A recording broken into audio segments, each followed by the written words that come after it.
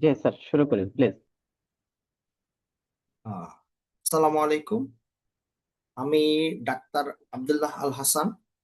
যে আজকের যে mid term medicine advanced OSCE batch, এটা জুন 2026 এর মিড টার্ম পরীক্ষাকে টার্গেট করে শুরু হচ্ছে। এটার একটা ওরিয়েন্টেশন প্রোগ্রামে আমরা উপস্থিত আছি, মানে ভার্চুয়ালি উপস্থিত রয়েছি। আর তো আমি আমার পক্ষ থেকে আপনাদের সবাইকে স্বাগত জানাচ্ছি। এবং শুরুতেই আহ, আমরা আল্লাহ তাআলার শুক্রিয়া জ্ঞাপন করছি যে আমরা এখানে যুক্ত হতে পেরেছি এরকম একটা ভার্চুয়াল মিটিং এর মাধ্যমে। তো মিড টার্ম মেডিসিন এই পরীক্ষাটা আগে ছিল জুলাই 1-এ স্টার্ট হইতো এবং 1-2 তারিখ রিটেন হইতো। এখন এটা একটু চেঞ্জ করে বিসিপিএস এর আহ, সিদ্ধান্ত অনুযায়ী এই পরীক্ষাটা পরবর্তী সেশন থেকে জুন 15 থেকে নেওয়া শুরু হয়ে যাবে। এবং দিন দিন এই পরীক্ষাটা কিছুটা আপডেট করা হয়েছে। আমরা আমি যখন পরীক্ষা দিই, আমি তখন পরীক্ষা দিয়ে পাশ করেছি জুলাই 2024-এ। ওই সময় পরীক্ষা দেওয়ার আগেই আমরা শুনে শুনে আসছি যে এটা আপডেট করা হবে, আরো ক্লিনিক্যালি ওরিয়েন্টেড করা হবে। এবং আহ, এটাকে কিভাবে, মানে এটার মর্যাদাটাকে আরো বৃদ্ধি করা যায় সেই জন্য বিসিবিএস চেষ্টা করছে। সেই লক্ষ্যেই বিসিবিএস এর রিসেন্ট পরীক্ষাগুলোতে কিছুটা চেঞ্জ আসছে। কোশ্চেন গুলো একটু ট্রিকি হচ্ছে। আর যারা এই পরীক্ষার ওরিয়েন্টেশনের সাথে অনেকেই মানে পরিচিত নন, তাদের জন্য বলছি, এবার মিড টার্ম পরীক্ষাটা দুই ভাগে ভাগ করা হয়। আর তারপরেও এটা এসকিউ বা written and OSPE and OSCE. রিটেনের মধ্যে SB and SQ, and OSPE and OSCE single ডেটে একটা পরীক্ষা হয়। তো আপনারা সবাই নিশ্চয়ই জানেন যে আমাদের মিড টার্ম ব্যাচ অত্যন্ত সফল একটা ব্যাচ। এবার মিড টার্মের রেজাল্টে প্রায় একটা ধস নেমেছে মিড টার্ম মেডিসিনে। তারপরেও জেনেসিস কিন্তু তার সাফল্য বজায় রেখেছে। অন্যান্য টোটাল পরীক্ষার্থীদের মধ্যে পাস রেটের হার around 30%, but in case of genesis this pass rate is more than 65%. I, as far as I know, it is about 69%. So this is very promising. And এই জন্য আপনাদেরকে, আমাদের সকল পরীক্ষার্থীদের, মানে মিড টার্ম ব্যাচে যারা অংশগ্রহণ করেছে নিয়মিত, তাদের সবার কাছে জেনেসিস কৃতজ্ঞ যে সবাই অত্যন্ত সুষ্ঠুতার সাথে পড়াশোনা করে জেনেসিসকে আপনারা সাপোর্ট দিয়েছেন। তো এই শুরুতেই ফিলিংস শেয়ারিং এর জন্য আমি ডক্টর ফারজানা আফরোজ আপুকে একটু এই প্রোগ্রামের শুরুতে আমন্ত্রণ জানাচ্ছি। ফারজানা আফরোজ আপু এবার মিড টার্ম পাশ করেছেন। And I would like to give a big congratulations to her. Farzana Afroz আপু, আপনার সংক্ষিপ্ত একটু পরিচয় দিয়ে জেনেসিসের সাথে আপনার যাত্রা এবং আপনার মিড টার্ম পাশের অনুভূতিটা একটু শেয়ার করবেন। আসসালামু আলাইকুম ভাইয়া। আমি ডক্টর ফারজানা। এবার জানুয়ারি 26-এ মিড টার্ম মেডিসিনে পাশ করেছি। বর্তমানে এন্ডোক্রাইনোলজি ডিপার্টমেন্টে আছি বাংলাদেশ মেডিকেল ইউনিভার্সিটিতে। তো আমি যদি আসলে বলতে চাই যে জেনেসিসের সাথে আসলে আমার পথ চলা শুরু হয়েছে লং ব্যাচের মাধ্যমে। আমার কাছে মনে হয়েছিল যে আমি আসলে আমার কোর ট্রেনিংটা ডিএমসি তে করেছি। ডিএমসি তে হেক্টিক ডিউটি, অনেক patient load, admission, post admission ডিউটির পাশাপাশি পড়াশোনা করাটা একটু ডিফিকাল্ট। তাই আমি লং বেঁচে ছিলাম, অল্প অল্প করে পড়া গুছাতে চেয়েছি। পাশাপাশি তো আমাদের প্রতিটা মেন্টরই শুরু থেকেই বলেছেন যে আমরা রিটেনের পাশাপাশি যেন অসপি পড়াটা শুরু করে দেই। আর জলিল স্যারের অসপি বইটা আমাদের জন্য is a must for mid term. তো ওই অসপি বই ধরে নাও অনেকটুকুই ধারণা পাওয়া যায় যে আসলে কোশ্চেনের প্যাটার্ন কেমন হয়, কিভাবে আমার পড়তে হবে, কিভাবে পড়াটা গুছাতে হবে। তো অসপির পড়াটা শুরু থেকেই শুরু করেছিলাম। কিন্তু ইন দ্য লং রান যে আমার কাছে যে প্রবলেমটা শুরুতে ফেস হয়েছিল যে ক্লিনিক্যাল এক্সামিনেশন, যেটা আসলে সিস্টেম ওয়াইজ বিভিন্ন এক্সামিনেশন থাকে, যেমন রেসপিরেটরি, জিআইটি, জেনারেল এক্সামিনেশন, এই ব্যাপারগুলো আমার নিজে থেকে প্র্যাকটিস করা হচ্ছিল না। বা আমি যদি ধরে রাখি যে আমি ওয়ার্ডে যাব, আজকে এই সিস্টেমটা প্র্যাকটিস করব, দেখা যায় রাউন্ডের ওয়ার্ক করে পেশেন্ট দেখে আমার আর সেই সিস্টেমটা প্র্যাকটিস করা হচ্ছিল না পড়াশোনার পাশাপাশি। তাই তখন আমার মনে হচ্ছিল যে আসলে এরকম একটা প্র্যাকটিস সেশন আসলে খুব দরকার, যেখানে আমি সোললি এই ব্যাপারটা প্র্যাকটিস করতে পারবো। আবার জলিল স্যার অসপি বই পড়তে গিয়েও মনে হয়েছিল যে কিছু কিছু টপিক আমি একটু মানে কম বুঝতে পারছি, কিছু পিক্টোরিয়াল আমি ধরতে পারছি না, কিছু সিটি এমআরআই আমার একটু প্রবলেম হচ্ছে। এই ব্যাপারটা নিয়ে একটা সলভ দরকার। তো তখনই যখন দেখলাম যে জেনেসিস থেকে অস্কি ব্যাচটা শুরু হয়েছিল, আমি আর কোনো কিছু চিন্তা না করেই অস্কি ব্যাচে ভর্তি হয়েছি। এবং আমার এখন মনে হয় যে এটা আমার one of the best decisions ছিল যে আমি অস্কি ব্যাচে ভর্তি হয়েছিলাম। কারণ আমরা যদি মনে করি যে আমরা আসলে রিটেন পরীক্ষা দিব, রিটেনের রেজাল্ট কেমন হয় দেখব, এটার পরবর্তীতে যে আমি অস্কিটা প্র্যাকটিস করব, এটা কিন্তু হবে না। মানে এটা কোনোভাবেই সম্ভব না, কারণ এখন হচ্ছে রিটেনের রেজাল্ট দেয় অস্কি পরীক্ষার 2 দিন আগে। এই 2 দিনের মধ্যে আমি কি ইনস্ট্রুমেন্ট গোছাবো, আমাকে রেডি করব, আমি কিভাবে কিভাবে এক্সাম হল পর্যন্ত পৌঁছাবো, সেটা নিয়ে একটা প্ল্যানিং থাকে। তাই এই পড়াশোনাটা অসপি অ্যান্ড অস্কি, বিশেষ করে অস্কিটা, কারণ এটা তো প্র্যাকটিস খুব দরকার। এটা শুরু করব কিভাবে, মাঝখানের সিকোয়েন্স গুলো কিভাবে মেনটেন করব, কিভাবে আমি আমাদের স্যার ম্যাডামদের কাছে প্রেজেন্ট করব। আর প্রতিটা এক্সামিনেশনে রানিং কমেন্ট্রি থাকে। রানিং কমেন্ট্রি যদি আমি নিজে থেকে আগে প্র্যাকটিস না করি, পরীক্ষার হলে যে কিন্তু এই ব্যাপারে পারাটা সম্ভব না, একদমই অসম্ভব ব্যাপার। তাই আমার কাছে মনে হয়েছে আমার সবচেয়ে ওয়াইজ একটা ডিসিশন ছিল যে আমি আমার রিটেনের পড়ার পাশাপাশি অস্কি ব্যাচে ভর্তি হয়েছিলাম। আর অস্কি ব্যাচের আরেকটা প্লাস পয়েন্ট যেটা আমি বলবো সেটা হচ্ছে যে ওখানে মেন্টররা প্রথমে আমাদের সিস্টেম ওয়াইজ দেখিয়ে দেয়, প্রোটোকল গুলো শিখিয়ে দেয়, সিকোয়েন্স গুলো শিখিয়ে দেয়। এবং এটার পরপরই আমাদেরকে প্র্যাকটিস সেশন করানো হতো, আমরা নিজেরা প্র্যাকটিস করতাম। ওখানে স্টাফরা এত বেশি কোঅপারেটিভ, আমরা সেভারাল টাইমস ওদের উপর প্র্যাকটিস করেছি।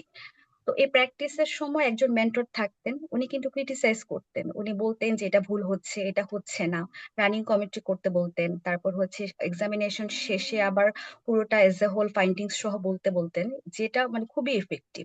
এই জিনিসটা আসলে কি, আমরা রিটেনের পড়া পড়া একরকম, ওই প্রিপারেশনটা আবার আরেক রকম। এবং আমরা আসলে যদি বলি যে আগে একটা পড়বো তারপর আরেকটাতে যাব, এটা কিন্তু আসলে ভেরি ডিফিকাল্ট। তাই আমার কাছে যেটা মনে হয়েছে, মানে আমার নিজের মিড টার্ম এক্সপিরিয়েন্স থেকে বলতে পারি যে দুইটাই সমান গুরুত্বপূর্ণ, দুটাকেই গুরুত্ব সহকারে পড়ে ফেলতে হবে। রিটেন, এসবিএ, এসএকিউ, পাশাপাশি অসপি এন্ড অস্কি, পড়াটা একই সাথে এবং একই সাথে সিস্টেম ওয়াইজ পড়ে ফেলতে হবে। কারণ আমি পরবর্তীতে এটা প্র্যাকটিস করবো, এই হিসেবে বসে থাকলে আসলে কখনোই এটা সম্ভব না, মানে গুছিয়ে পড়াটা সম্ভব না। তাই অস্কি ব্যাচের যেটা আরেকটা অ্যাডভান্টেজ আমি বলবো, যে অস্কি ব্যাচে ক্লাস করার পর আমাদের একটা মক টেস্ট নেওয়া হয়েছিল। ওই মকটা আসলে এত বেশি ইফেক্টিভ, এত বেশি এক্সামিনেশন এনভায়রনমেন্টটা ওখানে ক্রিয়েট করা হয়েছে, আমরা যখন রিয়েল এক্সামিনেশন হলে গেলাম বিসিপিএস এ, তখন মনে হচ্ছে যে আচ্ছা, অসপি পরীক্ষা তো আমি তো এই এক্সাম এনভায়রনমেন্টের সাথে ওরিয়েন্টেড, আমি তো এইভাবে আগেও ফেস করেছি। ইভেন আমাদের কাউন্সিলিং সেশন এবার সাজেশন থেকেই এসেছে। আমাদের নাদিয়া আপু বারবার বলছিলেন যে এবার যদি কোনো একটা কাউন্সিলিং আসে তাহলে সেটা pregnancy related, RA or SLE কিছু একটা আসবে। এটাই এসেছিল। যেহেতু উইন্টার সিজন ছিল, সব মেন্টরাই বলছিলেন ইনহেলারটা খুব ইম্পর্টেন্ট, প্রসিডিওরে ইনহেলারই আসছিল। সো এই ব্যাপারগুলো যদি কেউ আমাকে ইনপুট না দিত, আমি কিন্তু এভাবে করে প্রেজেন্ট করতে পারতাম না। আর আরেকটা অস্কি এক্সপিরিয়েন্স আমি শেয়ার করতে চাই, যে এবার আমাদের মিড টার্মে অস্কি পরীক্ষাটা একটু ডিফিকাল্ট হয়েছে। ডিফিকাল্ট বলতে একটা এক্সামিনেশন যেমন হচ্ছে লো ব্যাক পেনের একটা পেশেন্ট ছিল, তাই স্পাইন এন্ড এসআই জয়েন্টের এক্সামিনেশন করতে বলেছে। সেটা আমার মনে হয় যে আমরা প্রায় 80% এক্সামে নিয়ে এই ব্যাপারে প্র্যাকটিস ছিলাম না, জানতাম না যে মানে স্পাইনের আলাদা করে এক্সামিনেশন কিভাবে করতে হয়। বাট আমার মনে হয় যে আমরা যে প্র্যাকটিস করেছি যে একটা মাসকুলোস্কেলেটাল সিস্টেম এক্সামিনেশন করতে গেলে লুক, ফিল, মুভ দিয়ে করতে হবে, ওই ব্যাপারটাই আমরা এখানে অ্যাপ্লাই করেছি। এমন না যে আমরা স্যারের সামনে যেয়ে বলে দিয়েছি স্যার আমি তো এটা পারি না, কিভাবে করব। ব্যাপারটা এরকম না, আমরা কিন্তু কনফিডেন্ট ছিলাম। আমার যতটুকু আইকিউ আছে, যতটুকু আমার রেসিডুয়াল আছে, ওইটা দিয়ে আমি অ্যাপ্লাই করি, কিছু প্র্যাকটিস করে আমি এক্সামিনেশন করেছি। এক্সামিনেশন করার পর কিছু ক্রস কোশ্চেন থাকে, ওই ক্রস কোশ্চেন গুলো ফেস করেছি। সো আমার মনে হয় একটা স্টেশন খারাপ হলেও আমরা কনফিডেন্টলি স্টেশনটা পার করে গেছি, যে আমার পরবর্তী স্টেশনটা ভালো করতে হবে। এটা কিন্তু প্র্যাকটিসের ব্যাপার, যে আমার একটা প্রশ্ন পারছি না, এটা পারছি না বলে আমি ঘাবড়ে গেলাম, পরের স্টেশনটা আমি খারাপ করে ফেললাম, এটা কিন্তু মানে প্র্যাকটিস না করলে এরকমই হবে যে আমি তো একটা স্টেশন খারাপ করে আসছি, পরেরটাও খারাপই হচ্ছে। তো এটা করা যাবে না। যেটা আমি পারবো, যতটুকু পারবো কনফিডেন্ট দেখাতে হবে যে হয়তো আমি পারি, কিন্তু এখন কিছু পয়েন্ট আমি পাচ্ছি না। তো এই ব্যাপারটা প্র্যাকটিস না করলে কখনোই আমার পক্ষে সম্ভব ছিল না। ইভেন প্রতিটা এক্সামিনেশন করার শুরুতে এবং শেষেতে কিছু প্রসিডিউর থাকে, ইন্ট্রোডাক্টরি প্রসিডিউর এবং লাস্টে দিয়ে কিছু এন্ডিং প্রসিডিউর থাকে। তো ম্যাম আমাকে বলছিলেন, তুমি কি তোমার এসআই জয়েন্টের এক্সামিনেশনটা শেষ করতে চাও? আমি বলেছি যে জি ম্যাম, আমি শেষ করতে চাই। এ কথা বলে আমি যখন পেশেন্টকে গ্রিটিংস দিচ্ছিলাম, থ্যাঙ্কস দিচ্ছিলাম, পেশেন্টকে ড্রেস আপে হেল্প করছিলাম, তখনই ম্যাম দেখলাম উনি আমাকে 3-4টা টিক মার্ক দিলেন। তো এটাও এক্সামিনেশনের একটা পার্ট, যে আমি কিভাবে শুরু করব, মাঝখানে কি প্রসিডিওর করব, শেষে দিয়ে আমি কিভাবে শেষ করব। 7 মিনিটের মধ্যে শেষ করে ম্যামকে আমি কোশ্চেন করার সুযোগ দিব। প্রায় 4টা থেকে 5টা কোশ্চেন ছিল, এবং প্রতিটা কোশ্চেন বলার পরে ম্যাম টিক মার্ক দিচ্ছিলেন। তো এই ব্যাপারগুলো খুব ইম্পর্টেন্ট, যেটা আসলে প্র্যাকটিস না করলে না এক্সাম হলে যে ওরকম একটা এনভায়রনমেন্টে মানে পসিবল না নিজেকে সুন্দরভাবে প্রেজেন্ট করা।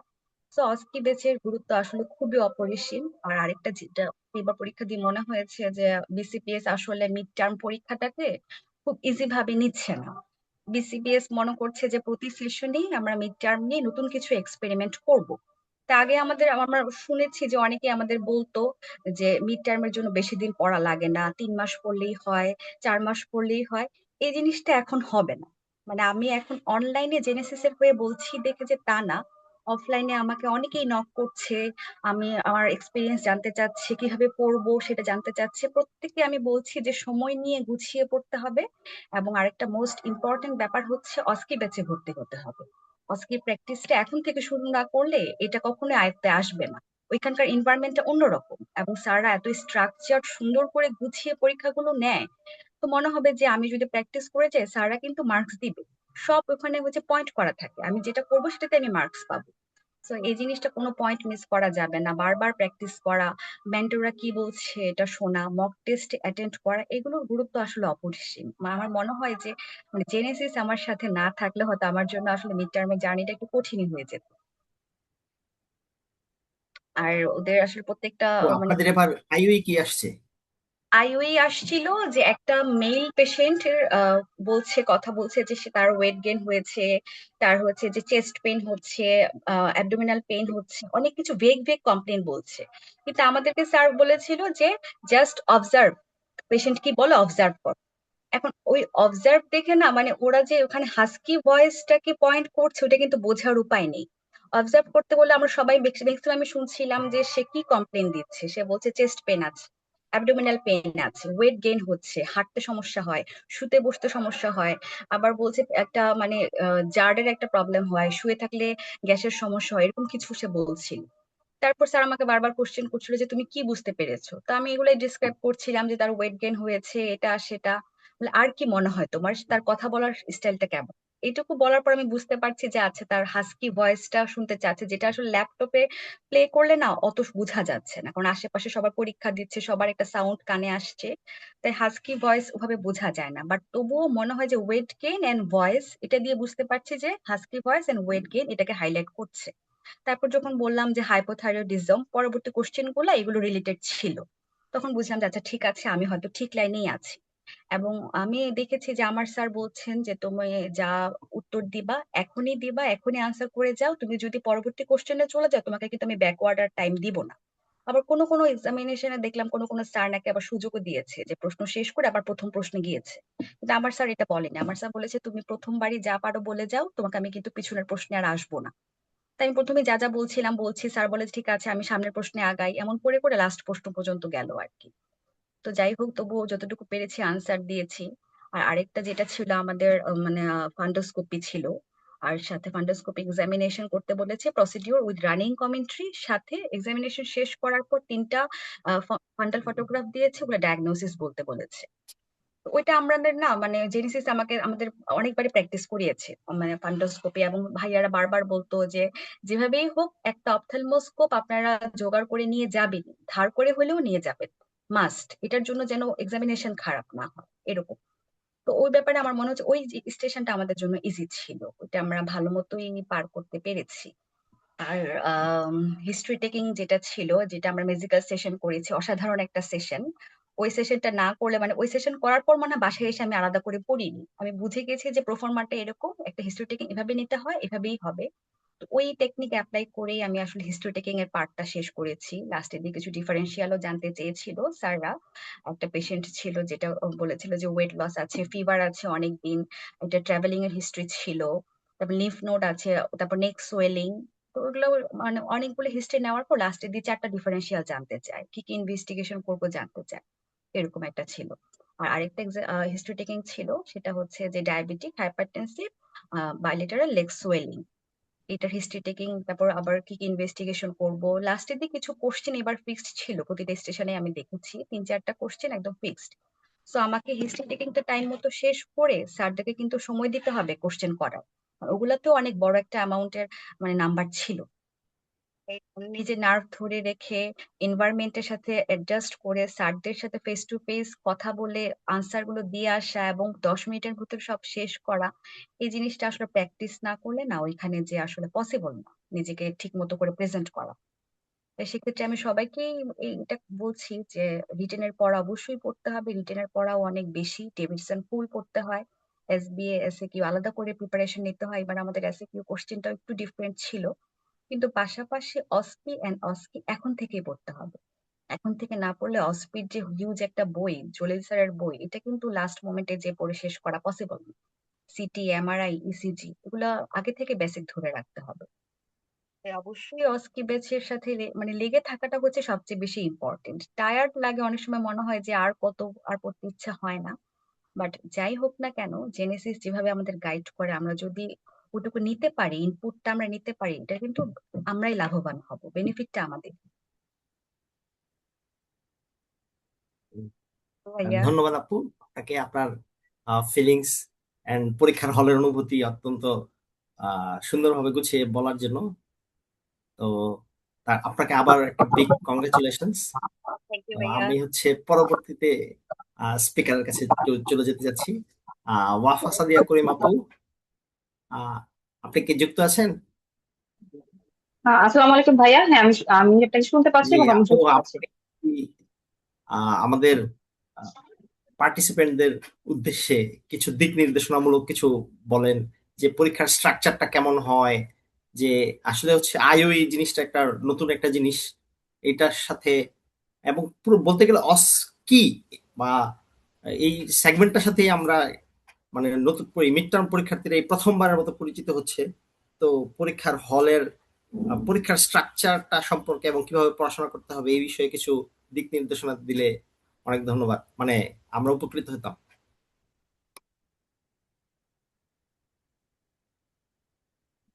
আসসালামু আলাইকুম। আমি ডক্টর ওয়াফা সাদিয়া করিম। আমি মিড টার্ম পাশ করেছি জুলাই 24 সেশনে। আজকে জিনেসিস মিড টার্ম টিমকে অশেষ ধন্যবাদ যে হচ্ছে আমাকে অ্যাজ এ স্পিকার এই অনুষ্ঠানে আমন্ত্রণ জানানোর জন্য, এবং আব্দুল হাসান ভাইকে অশেষ ধন্যবাদ আমাকে কথা বলার সুযোগ দেওয়ার জন্য। আচ্ছা ভাইয়া হচ্ছে কিছু পার্টিকুলার কোয়েশ্চেন করেছেন যে এক্সামের স্ট্রাকচারের ব্যাপারে হচ্ছে আইডিয়া দেওয়ার জন্য। তো আমি অ্যাজ আ হোল হচ্ছে আপনাদেরকে একটু আইডিয়া দেওয়ার চেষ্টা করব। আর আজকে যে ওরিয়েন্টেশন প্রোগ্রামটা মেইনলি হচ্ছে অ্যাডভান্স অস্কি ব্যাচ আমরা এত তাড়াতাড়ি কেন শুরু করেছি। তো আমরা কিন্তু ইনবক্সে প্রচুর কোয়েশ্চেন পাই যে হচ্ছে আপু, মানে আমরা তো অস্কি প্রিপারেশন আমরা ইউজুয়ালি কি করি যে 1 মাস আগে থেকে শুরু করি, বা বিগত সেশন গুলাতে দেখা গিয়েছে যে কয়েকদিন আগে থেকে শুরু করলেই হয়। কিন্তু আমরা এখন দেখবো যে বিগত সেশন গুলার প্রশ্নপত্র আমরা পর্যালোচনা করলে আমরা যেটা বুঝতে পারি যে বিসিপিএস কিন্তু তার স্ট্যান্ডার্ডটা আহ খুবই হাই করে ফেলছে, এবং সেই সাথে প্রশ্নপত্রে অনেক বেশি চেঞ্জেস আসছে, গতানুগতিক ভাবে প্রশ্ন হচ্ছে না। এবং আমরা মেন্টররা কিন্তু সবসময় এই কোয়েশ্চেন গুলো অ্যানালাইসিস করি, এবং এট দ্য সেম টাইম প্রতিটা সেশনে যখন পরীক্ষা শেষ হয় আমাদের যারা জুনিয়র কলিগস থাকে বা সিনিয়র কলিগস থাকে অথবা যারা হচ্ছে পরীক্ষায় অংশগ্রহণ করে, আমরা প্রত্যেকের কাছ থেকে ফিডব্যাক নেওয়া ট্রাই করি যে কিরকম হয়েছে, অথবা এক্সাম হলের এনভায়রনমেন্ট কেমন ছিল, স্যাররা কি কোঅপারেটিভ কিনা, স্যারদের কোনো স্পেসিফিক কোনো ডিমান্ড আছে কিনা, সেগুলো আমরা সবকিছুই শুনি। তো সেই ক্ষেত্রে সকল কিছু মিলেই হচ্ছে আজকে আপনাদেরকে একটা ধারণা দেওয়ার চেষ্টা করবো। সবার ফার্স্টে বলে রাখি যে আপনাদের মিড টার্ম যে পরীক্ষা, আপনারা যারা এখন মনে হয় নতুন, মানে যারা নতুন করে শুরু করেছেন আহ, প্রস্তুতিটা, তো তাদের ক্ষেত্রে বলবো এসবি এবং এসিকিউর পাশাপাশি কিন্তু অস্কির প্রিপারেশনটাও আমাদের দৈনন্দিন শুরু করতে হবে। এখন যা প্রশ্নের প্যাটার্ন, সেটা কিন্তু এখন বলার অপেক্ষা রাখে না। এটা কিন্তু কাইন্ড অফ এমআরসিপি স্টাইলে করছে, এবং সেই সাথে দেখা যাচ্ছে যে এমসিপিএস এবং এফসিপিএস ফাইনাল পার্টের ফ্লেভারটাও কিন্তু স্যাররা একটু অ্যাড করছে। তো সেই ক্ষেত্রে আপনারা গতানুগতিক ভাবে পড়লে আসলে আর হবে না। এবং আপনি একটা জিনিস চিন্তা করেন, আপনি যখন এফসিপিএস পার্ট 1 পরীক্ষা দিয়েছেন, তখন দেখা গিয়েছে যে গতানুগতিক কিছু গুটি কয়েক বক্স জাস্ট বুঝে বা না বুঝে মুখস্থ করলে সেটা কিন্তু না। আপনি পেন অ্যান্ড পেপারে পরীক্ষা দিচ্ছেন, যে ওটাতে কিন্তু আপনার ইভালুয়েশনটা হচ্ছে না যে আপনি ক্লিনিক্যালি কতটুকু শার্প। এর মধ্যে আপনি 2 বছর ট্রেনিং করেছেন, কোর ট্রেনিং 2 বছর করে আপনি হয়তো অ্যাডভান্স ট্রেনিং এ যাচ্ছেন, কোনো ব্রাঞ্চে যাচ্ছেন অথবা ইন্টারনালি থাকছেন। তো আপনি কিন্তু কনসালটেন্ট হওয়ার মিড লেভেলে আছেন। তো আপনাদের কাছে কি মনে হয় যে আপনারা ক্লিনিক্যালি কতটুকু শার্প এবং আপনারা ক্লিনিক্যালি কতটুকু কোরিলেট করতে পারছেন? সেটাই কিন্তু মিড টার্ম পরীক্ষাতে দেখা হয়। আগে দেখা যেত যে খুব অল্প পড়েই হয়তো বা খুব কয়েকদিনের প্রিপারেশনই হয়তো বা মিড টার্মটা পাস হয়ে যেত। বাট আপনি হচ্ছে গত সেশনে জানুয়ারি 26 সেশনের রেজাল্ট আর একটু স্ট্যাটিস্টিক্সটা আমি একটু বলে দিতে চাই। সেটা হচ্ছে আপনাদেরকে ভয় পাওয়ানো আমার উদ্দেশ্য না, বাট একটা রিয়েলিটি চেক দেওয়া। সেটা হচ্ছে 576 জন হচ্ছে পরীক্ষায় অংশগ্রহণ করে, এর মধ্যে রিটেনে পাস করে 294 জন, এবং অস্কি পাস করে ফাইনালি উত্তীর্ণ হয়েছেন 175 জন। তো অ্যাজ আ রেজাল্ট হচ্ছে পাস হচ্ছে 30% অনলি। তো এটা কিন্তু একটা পুয়ার পাস রেট ধরা যায়, কিন্তু জেনেসিস এর পাস রেট হচ্ছে 69%। তো জেনেসিস কিন্তু সবসময় হচ্ছে গতানুগতিক ধারাতে কিন্তু হচ্ছে তার পাস রেটটা ধরে রেখেছে। তো এটা বলার উদ্দেশ্য হচ্ছে এটা যে হচ্ছে আপনাদেরকে একটা রিয়েলিটি চেক দেওয়া, যে হচ্ছে অস্কিতে আপনি যদি এখন থেকে প্রিপারেশন না নেওয়া শুরু করেন, তাহলে কিন্তু আপনি পরীক্ষার 1 মাস আগে থেকে যখন প্রিপারেশনটা নেওয়া শুরু করবেন, তখন দেখা যাবে যে এটা অত ফলপ্রসূ আপনি প্রিপারেশন নিতে পারবেন না। এখন আপনাদেরকে বলে রাখা ভালো, আপনাদের কিন্তু হচ্ছে আরেকটা আমি বলবো ডিসঅ্যাডভান্টেজ, সেটা হচ্ছে 15 দিন এগিয়ে নেওয়া পরীক্ষাটা। তো আপনারাই সবার ফার্স্ট ব্যাচ যে হচ্ছে 15 দিনটা পাচ্ছেন না। তো 15 দিন কিন্তু একটা হিউজ টাইম। তো আপনি যদি এই মুহূর্তে প্রোক্রাস্টিনেট করতে থাকেন যে হচ্ছে আমি কোনো কোচিং এ ভর্তি হব কি হব না, বা অস্কি প্র্যাকটিস করতে থাকবো কি থাকবো না, এভাবে দেখা যায় প্রোক্রাস্টিনেট করতে করতে কিন্তু মাসের পর মাস মানে পাস হয়ে যায়। তখন দেখা যায় যে আপনার পরীক্ষার টাইম চলে আসে, তখন দেখা যায় একটা অথৈ সমুদ্রে আপনারা পড়ে যান। এবং আপনার দরকার লাগলে আপনারা আপনাদের সিনিয়র কলিগদেরকে জিজ্ঞেস করেন, যারা এই পরীক্ষায় উত্তীর্ণ হয়েছে আপনি তাদেরকে জিজ্ঞেস করেন, সিনিয়রদের হেল্প নেন, অথবা আপনাদের কলিগদের আপনারা হেল্প নিতে পারেন, যে কলিগদেরকে জিজ্ঞেস করেন যে আসলে কি করলে বেটার হবে। আর আমরা তো আছি, জেনেসিস এর ডোর আপনাদের জন্য সবসময় ওপেন, আমরা সবসময় যে কোনো ভাবে সাহায্য করার জন্য প্রস্তুত। তো এখন আসি, আপনারা প্রথম দিনে বা মানে যেদিন পরীক্ষা হবে সেদিন হচ্ছে এসবি এবং এসিকিউ দিবেন। ফার্স্ট দিন থাকবে এসিকিউ, এসবি থাকবে, পরের দিন থাকবে এসিকিউ। তারপর হয়তো বা আপনারা মোটে 9 থেকে 10 দিনের মতো টাইম পাবেন অস্কির জন্য, ওনারা টাইম দিয়ে থাকে। তো এই 9-10 দিন আপনি যদি এটা চিন্তা করেন যে আমি এখন এসবি এসিকিউর জন্য প্রিপারেশন নিবো, এবং 9-10 দিনের মধ্যে আমি হচ্ছে অস্কির প্রিপারেশন নিবো, then I will say you are wrong. কারণ হচ্ছে 9-10 দিনে আসলে অস্কির প্রিপারেশন নেওয়া যায় না। এবং এখন যে ডিফিকাল্টি লেভেল বাড়ছে, সেখানে দেখা যাচ্ছে যে অনেক অনেক প্র্যাকটিস করেও দেখা যাচ্ছে যে এক্সাম হলে ঠিক মতো পারফর্ম করে আসতে পারছে না। সেখানে আপনি কিভাবে আশা করেন যে হচ্ছে 9-10 দিনে আপনার একটা ফ্রুটফুল প্রিপারেশন আপনি নিতে পারবেন? তো এটার জন্য আসলে অনেক বেশি প্র্যাকটিস দরকার। তো অস্কির সময় অস্কিতে থাকে হচ্ছে 50 মার্কস, এবং অস্কিতে থাকে হচ্ছে 50 মার্কস। তো অস্কিতে থাকে 10টা স্টেশন, ওখানে মেইনলি হচ্ছে পেন এন্ড পেপার আপনাকে লিখতে হবে। এবং হচ্ছে স্টেশন গুলা কিরকম থাকে, আসলে এক্সাম হলে যে না ঢুকেছে সে আসলে বুঝবে না যে এক্সাম হলের এনভায়রনমেন্টটা কেমন হয়। এবং বিসিপিএস তো সবসময় একটা স্ট্যান্ডার্ড লেভেলের কোয়েশ্চেন করে, এবং স্ট্যান্ডার্ড লেভেলের পরীক্ষার এক্সপিরিয়েন্স আমাদেরকে প্রোভাইড করে, নো ডাউট অন দ্যাট। এবং হচ্ছে স্যার ম্যামরা যথেষ্ট কোঅপারেটিভ থাকে।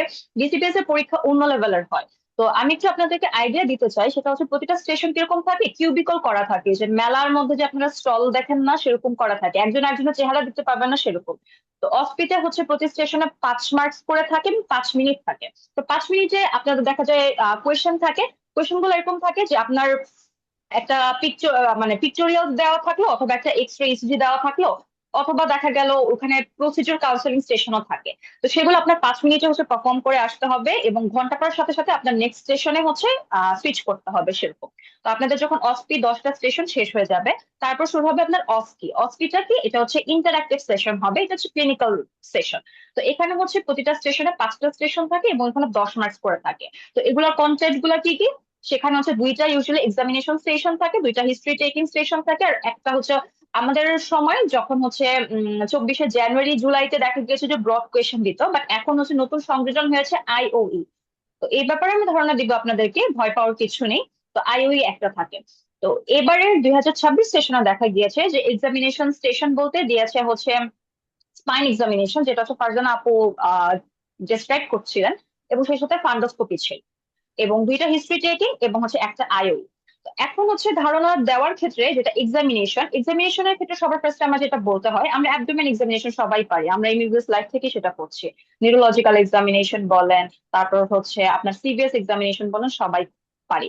তো আমরা যখন পার্সোনালি যখন ক্লাসগুলো অ্যাটেন্ড করি, এবং হচ্ছে আমরা কিন্তু মেন্টররা ক্লাস নিতেই থাকি, এবং দেখা যায় আপনারা যখন স্টেশন মানে আমাদের জেনেসিস সেন্টারে এসে প্র্যাকটিস করেন, তখন আমরা মেন্টররা কিন্তু দাঁড়িয়ে থাকি এবং আপনাদের কি কি ভুল হয় সেগুলো কিন্তু দেখতে থাকি।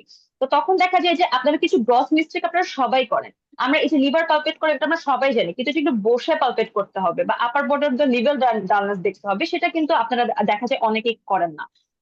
কার্ডিওভাস্কুলার সিস্টেম এক্সামিনেশনের ক্ষেত্রে দেখা যায় ক্যারোটিডে অনেকে হাত রাখতে ভুলে যাচ্ছেন, বা সিবিএস এর সাথে দেখা যাচ্ছে রেলেভেন্স আপনারা কেউ দেখছেন না। তো এই যে ছোটখাটো এই ভুলগুলা, একটা ব্যাপার দেখেন যে আমরা যারা মেন্টররা ক্লাস নেই, আমাদের ক্লিনিক্যাল এক্সপিরিয়েন্স কতটুকুই বা, আমাদের হয়তো বা 3-4 বছরের ট্রেনিং হয়েছে। তো আমরা নিজেরাই কিন্তু ধরে ফেলতে পারছি যে হচ্ছে আপনাদের কি কি ভুল হচ্ছে। তো যেখানে স্যাররা তো হচ্ছে অনেক বছরের এক্সপিরিয়েন্স, তো ওনারা তো আরো বেশি ভুল ধরতে পারবে, সেটাই স্বাভাবিক। তো আমরা জেনেসিস হচ্ছে আপনাকে এমন ভাবে প্রিপেয়ার করে দিব এবং এমন ভাবে প্র্যাকটিস করাবো যাতে আপনি এই ভুলগুলো যে আপনাকে ধরিয়ে দিচ্ছি সেটা আপনি মেইন পরীক্ষার হলে গিয়ে করবেন না। এবং আমরা আপনারা যারা ঢাকাবাসী আছেন তাদের সবাইকে হচ্ছে এনকারেজ করি যে তারা অবশ্যই এই অসপি কিন্তু অনলাইনে শেখা যায় না, এটা কিন্তু আপনার অফলাইনে এসে সেন্টারে এসে প্র্যাকটিস করতে হবে। এবং আমরা জেনেছি আপনাদেরকে ডামি পেশেন্ট, মানে আমরা সবার ফার্স্টে এটা ডেমনস্ট্রেট করব, কি কি স্টেপস আছে সেগুলো বলবো, পরীক্ষার কোয়েশ্চেন গুলো আপনাদেরকে ধরিয়ে দিচ্ছি। এবং দেন এন্ড দেয়ার থাকছে প্র্যাকটিস সেশন, মানে আপনি সেন্টারে এসে ডামি পেশেন্টের উপর প্র্যাকটিস করছেন এবং আমরা মেন্টররা দাঁড়িয়ে থাকি, দাঁড়িয়ে থেকে কার কি কি ভুল হচ্ছে ইন্ডিভিজুয়ালি সেই ভুলগুলো ধরিয়ে দিই। আমার কাছে মনে হয় না যে পোস্ট গ্রাজুয়েশনের এই স্টেজে এসে কোনো পোস্ট গ্রাজুয়েশনের এই কোচিং সেন্টার গুলা কেউ এত ভালো মতো স্পুন ফেড করে বলে আমার মনে হয় না, যেটা জেনেসিস আপনাদেরকে প্রোভাইড করছে। So the decision is years. এই কথাগুলো এই জন্যই বলা যে আমরা যখন এই ভুলগুলো ধরিয়ে দিই, কিংবা আমরা যখন মক মক নেওয়ার সময় দেখা যায় যে আমরা কিন্তু অনেক দেখা যায় আপনারা ভুল ত্রুটি করেন, সেগুলো কিন্তু আমরা দেন এন্ড দেয়ার ধরিয়ে দিচ্ছি। তাতে করে আপনার কি হচ্ছে, আপনি কিন্তু মেইন পরীক্ষায় সেই ভুলগুলো আর করছেন না। এই জন্য আমরা সবাইকে এনকারেজ করি যে আপনারা প্র্যাকটিসও করবেন এবং সেই সাথে মক টেস্ট গুলো দেবেন। এবং আপনারা জেনে অবাক হবেন বা আপনারা আপনাদের কলিগের কাছ থেকে রিভিউ নিতে পারেন আমাদের ব্যাপারে, যে আমরা যে মক টেস্ট গুলো প্রোভাইড করি ওগুলো কিন্তু বিসিটি স্টাইলেই হয়ে থাকে। এবং আমরা যখন আমাদের পরীক্ষার রেজাল্ট দেওয়ার পর আমরা যখন ফিলিংস শেয়ার প্রোগ্রামটা আহ আহ করি, তখন দেখা যায় যে এক্সামিনারই বলছে যে আমার কাছে মনে হচ্ছে যে আমি খুবই কনফিডেন্ট এবং সবকিছু ঠিকঠাক মতো বলে আসছি, এবং আমার কাছে মনে হচ্ছে যে আমি জেনেসিস এর পরীক্ষা দিচ্ছি, বিসিপিএস এর পরীক্ষাটা। তো এটা কখন হয়, যখন আপনি অনেকবার প্র্যাকটিস করবেন, প্র্যাকটিস করলে সবকিছু আপনার নখদর্পণে থাকবে, তখনই কিন্তু এটা সম্ভব হবে। আর অস্কি জিনিসটা হচ্ছে এরকম, আমরা কিন্তু আপনাকে আপনাকে এটা আমরা দাবি করব না যে আপনার সবকিছু কমন পড়বেন, কিন্তু আমরা আপনাকে এভাবে প্রিপেয়ার করে দিব যাতে একটা আনকমন স্টেশন আসার পরেও আপনি দেন এন্ড দেয়ার সেখানে পারফর্ম করে আসতে পারবেন। এই যে হিস্ট্রি থেকে এবং কাউন্সেলিং এর কথা হচ্ছে ফারজানা আফরোজ আপু বললো। তো এখন এটা কিন্তু আমিও জানি না, এটা কিন্তু আপনিও বলতে পারবেন না যে বিসিপিএস এর মাথায় কি আছে বা ওনারা স্যাররা আসলে কি দিবে। তো আমরা যদি ওই প্যাটার্ন, আমরা একটা প্রোফর্মা রেডি করি, এবং হিস্ট্রি টেকিং কাউন্সেলিং স্টেশন মানে যে ক্লাসগুলো হয় এগুলো তো চমৎকার হয়, যে আপনি যে কোনো হিস্ট্রি টেকিং বা কাউন্সেলিং যেটাই আসুক না কেন আপনি মানে দেন এন্ড দেয়ার হচ্ছে বলে আসতে পারবেন। তো ওইটা তখনই সম্ভব হবে যখন হচ্ছে আপনি অনেক বেশি প্র্যাকটিস করবেন। ফারজানা আপু আপু একটা কথা বললো যে ম্যাজিক্যাল সেশনের কথা। তো এই কথা এটা হচ্ছে আমরা পরীক্ষার ঠিক আগ মুহূর্তে অ্যারেঞ্জ করে থাকি, যাতে হচ্ছে আমরা 20-25টা দেখা যায় হিস্ট্রি থেকে এবং কাউন্সেলিং স্টেশন হচ্ছে অ্যারেঞ্জ করি। তো এগুলো যখন আমি 20-25টা হিস্ট্রি থেকে এবং কাউন্সেলিং স্টেশন আপনাকে প্র্যাকটিস করিয়ে দিব, তখন দেখা যাবে যে আপনি এত বেশি ফ্লুয়েন্ট হচ্ছেন। যেমন এখন আমাকে একটা বলেন, আমাকে একটা কোয়েশ্চেন দেন, মানে হিস্ট্রি টেকিং এর মানে একটা স্টেশন আপনি যদি ধরায় দেন, আমি কিন্তু আসলে 3-4 মিনিটের বেশি বলতে পারবো না। কিন্তু এই আমি যখন প্র্যাকটিস করে যাব বা এত এত প্র্যাকটিস করে যাব, তখন কিন্তু আমার কাছে মনে হয় না যে আমার মুখ আর বন্ধ হবে। ইটস অল অ্যাবাউট হচ্ছে কথা বলতে থাকতে পারতে হবে, আর এটা আপনি কখন বলতে পারবেন, যখন আপনি ঠিক মতো প্র্যাকটিস করে যাবেন, তাই না? আর বিসিপিএস এরকম থাকে যে কোয়েশ্চেন প্যাটার্ন গুলো এরকম থাকে যে আপনি 7 মিনিটের মধ্যে আপনার হিস্ট্রি টেকিং বা কাউন্সিল হিস্ট্রি টেকিংটা শেষ করবেন, তারপর হচ্ছে 3 মিনিট থাকবে স্যার ম্যামদের হচ্ছে ক্রস কোয়েশ্চেনের টাইমে। তো ক্রস কোয়েশ্চেনের জন্য কিন্তু আলাদা পয়েন্ট থাকে। তো এটা বললাম হচ্ছে হিস্ট্রি টেকিং এর কথা। এবার এসেছে হচ্ছে ফিভার, মানে ফিভার এসেছে একটা ওয়েট লস এর একটা history, fever for 1 month weight loss, এবং হচ্ছে নডুলার সোয়েলিং এসেছে। তো তো আপনি একটু কমনলি একটু ঠান্ডা মাথায় একটু চিন্তা করেন যে ফিভারের কথা বলছে, 1 মাস একটা ক্রনিক একটা ফিভারের কথা বলছে, ওয়েট লস এবং নোডুলার সোয়েলিং বলেছে। তো এটা কিন্তু আমরা টিবির দিকে যাবো, যে টিউবারকুলার লিম্ফ্যাডেনোপ্যাথি হয়েছে, অথবা আপনি লিম্ফোমার কথা চিন্তা করতে পারেন প্রভিশনাল ডায়াগনোসিস হিসেবে। তো অনেকে কিন্তু কোয়েশ্চেনটা ধরতে পারেনি, যেটা আমি শুনলাম, সেটা হচ্ছে অনেকে কিন্তু থাইরয়েডের দিকে এগিয়ে গিয়েছে। তো আপনি যদি কোয়েশ্চেনটা না ধরতে পারেন এবং আপনি থাইরয়েড রিলেটেড যদি হিস্ট্রি টেকিং নেওয়া শুরু করেন, তো সেখানে কিন্তু আপনার মার্কসটা, মানে মার্কস কিন্তু স্যারদের কাছে চেক লিস্ট থাকে, স্যাররা কিন্তু চেক লিস্টে আপনাকে ওই মার্কসটুকু দিবেন। তো এটা আপনি কখন করবেন? যখন আপনি কোরিলেট করতে পারবেন জিনিসগুলো, তখনই কিন্তু আপনার এটা সম্ভব হবে। এবং আরেকটা স্টেশন এসেছিল ডায়াবেটিস মেলাইটাস, হাইপারটেনশন, তার বায়োলেটারাল লেগ সোয়েলিং নিয়ে আসছে। তো এখন আপনি কোন লাইনে চিন্তা করবেন? যে তার হচ্ছে সিকিডি লাইনে তো চিন্তা করবেন, যে একটা ক্রনিক একটা ডায়াবেটিস মেলাইটাস এবং হাইপারটেনশন থেকে কিন্তু সিকিডি হতে পারে। বায়োলেটারাল লেগ সোয়েলিং এর হিস্ট্রি নিলেন, তারপর 7 মিনিটের হিস্ট্রি নিলেন, এবং 3 মিনিট দেখা যাচ্ছে যে স্যার ম্যামদের ক্রস কোয়েশ্চেন, যে তুমি লাইফস্টাইল মডিফিকেশন কিভাবে করবা, কি ইনভেস্টিগেশন নিবা। তো এগুলো যখন আপনি আগে মক টেস্টে প্র্যাকটিস করে যাচ্ছেন, তখন কিন্তু দেখা যাচ্ছে যে আপনি দেন এন্ড দেয়ার পারফর্ম করে আসতে পারছেন এবং আপনার পরীক্ষাটা আলটিমেটলি ভালো হচ্ছে। এবার এসেছে এক্সামিনেশন স্টেশনে। এবার আপু যেটা বললো যে স্পাইন এক্সামিনেশন যেটা এসেছে, এটা আসলে সবার জন্যই নতুন, যে কোয়েশ্চেনটা কঠিন, এটা কিন্তু সবার জন্যই কঠিন। তো আমরা কিন্তু দেখা গেছে লোয়ার লিম্ব এক্সামিনেশন, আপার লিম্ব এক্সামিনেশন, কঠিন কঠিন এক্সামিনেশন গুলো প্র্যাকটিস করায়। তার আগের সেশনে, অর্থাৎ 25শে জুলাই সেশনে কিন্তু হ্যান্ড এক্সামিনেশন এসেছিল। এটা কিন্তু অনেকের জন্য আনকমন থাকলেও জেনেসিস স্টুডেন্টের জন্য আনকমন ছিল না, কারণ আমরা হচ্ছে এই কঠিন জিনিসগুলো আপনাদেরকে ওইভাবে প্র্যাকটিস করিয়ে দিই, এবং আমাদের জেনেসিসের স্টুডেন্টরা আলহামদুলিল্লাহ সবাই কিন্তু পারফর্ম করে আসতে পেরেছে। তো এটা কখন আপনার সম্ভব হবে? যখন আপনি সবগুলাই, মানে একটা আহ কঠিন কোয়েশ্চেনের হিসাবে সিনারিও চিন্তা করে যাবেন, তারপর পরীক্ষার হলে হচ্ছে যা পড়ুক সেটা অনুসারে পারফর্ম করলেন। তো স্পাইনাল এক্সামিনেশনে দেখা যাচ্ছে যে আপু যেটা বললো, যে কোনো হচ্ছে মাস্কুলোস্কেলেটাল এক্সামিনেশন আমরা কি করি, লুক ফিল মুভ দেখি, এক্সপোজার করবেন, তারপর হচ্ছে পেশেন্টকে দেখেন যে হচ্ছে সাইড টু সাইড মুভমেন্ট করার লাগে, ফ্লেকশন এক্সটেনশন, তারপর হচ্ছে শোবার টেস্ট, এগুলো করার লাগে। একটা অ্যাঙ্কাইলোসিস স্পন্ডালাইটিসের সিনারিও ছিল, সেইভাবে হচ্ছে ওনাদেরকে এক্সামিনেশন গুলো করার লাগতো। এবং সেই সাথে রেলেভেন্স গুলো আপনারা দেখতে পারতেন, যে অ্যান্টেরিয়র ইউভাইটিস, পালমোনারি ফাইব্রোসিস, অথবা অ্যাওর্টিক রিগার্জিটেশন, অ্যাকিলিস টেন্ডিনাইটিস, সেগুলো হয়তো বা জিজ্ঞেস করতে পারেন। তো দেখা গিয়েছে যে স্টেশনে সেগুলো যারা ঠিক মতো করতে পারেনি, তাদের ক্ষেত্রে হয়তো বা ক্রস কোয়েশ্চেন গুলো করেছে। ক্রস কোয়েশ্চেন গুলো করলে হয়তো বা দেখা যায় সেখানে 2-3 মার্কস থাকে। তো সেই 2-3 মার্কস থেকেও কিন্তু মানুষজন পাশ করে এসেছে। 175 জন, যে আপনার কাছে মনে হয় যে সবাই হচ্ছে স্পাইন এক্সামিনেশন, মানে একটা স্টেশন খারাপ হলেও দেখা যায় বাকি স্টেশন গুলোতে যদি আপনি ভালো করেন, তাহলে সেক্ষেত্রেও কিন্তু মার্কস হচ্ছে 60 আপনার পেতে হবে। তো সেটা কিন্তু উঠে আসে। ওকে, নাও হচ্ছে আরেকটা ফান্ডোস্কোপি এক্সামিনেশন। ফান্ডোস্কোপি এক্সামিনেশন, আমরা তো জেনেসিস এর যারা হচ্ছে ফান্ডোস্কোপি, আমাদের আলাদা করে ক্লাস হয়, সেখানে আমরা সুন্দর মতো হচ্ছে এক্সামিনেশন স্টেপস গুলো বলে যাই। কিন্তু যে জিনিসগুলো সবারই ভুল হয়, যে আমি, if I am not wrong, সব পরীক্ষার্থী মনে হয় ডার্ক রুমের কথাটা যে আমরা মেনশন করি, তো এখানে তো অনেক আলো ঝলমলে রুম থাকে। তো এখানে কিন্তু অনেকেই ডার্ক রুমের কথাটা মেনশন করেনি, তো ওইখানেও কিন্তু চেকলিস্টে পয়েন্ট ছিল। তারপর আপনি ট্রপিকামাইড যে দিবেন, এটা তো আপনাকে বলতে হবে। আপনি ধাম করে ফান্ডোস্কোপি এক্সামিনেশন শুরু করে দেবেন, this is not the procedure. আপনি ডার্ক রুম চাবেন, তারপর হচ্ছে প্রপার অ্যাসিস্ট্যান্স চাবেন, টপিকামাইড দিবেন, তারপর হচ্ছে আপনি বাকি পরীক্ষাগুলো করবেন। তারপর দেখা যায় গিয়ে কি, আমরা জেনেসিস মিড টার্ম যে গ্রুপটা আছে, গ্রুপটার মধ্যেও কিন্তু আমরা মিড টার্ম ওয়ার্ডি কোয়েশ্চেন গুলো হচ্ছে পোস্ট করতে থাকি। তো ওখানে আমার নিজেরই মনে আছে, আমি ফান্ডোস্কোপির অনেকগুলো পিকচার দিয়ে ডায়াগনোসিস মানে জানতে চেয়েছিলাম। তো ওইখান থেকে দেখা গেছে কমন কিন্তু এসেছে, মানে পরীক্ষার্থীতে। তারপর দেখা গেছে ফান্ডোস্কোপি করেছেন, করার পরে হচ্ছে 3টা হচ্ছে ফান্ডাল ফটোগ্রাফ আপনাদেরকে ধরিয়ে দিয়েছিল, এরকম ডায়াবেটিক হচ্ছে রেটিনোপ্যাথি, হাইপারটেনসিভ রেটিনোপ্যাথি, আর হচ্ছে সিআরবিও ছিল। তো এখানে কোনটা কি সেটাও কিন্তু সারা জানতে চায়, যে সফট এক্সুডেট কোনটা, হার্ড হার্ড এক্সুডেট কোনটা, সিআরবিও তুমি কিভাবে বুঝলা, সেগুলা। তো আপনি যদি একটা ভালো, আমার এই কথাগুলো এত ডিটেল কথা বলার উদ্দেশ্য হচ্ছে, আপনি যদি একটা ভালো ব্রড বেসড একটা প্রিপারেশন নিয়ে না যান, শুধুমাত্র জলিল স্যারের 513টা অস্পি যদি গদবাঁধা মুখস্থ করে যান, তাহলে কিন্তু আপনি পাশ করে আসাটা একটু highly unlikely.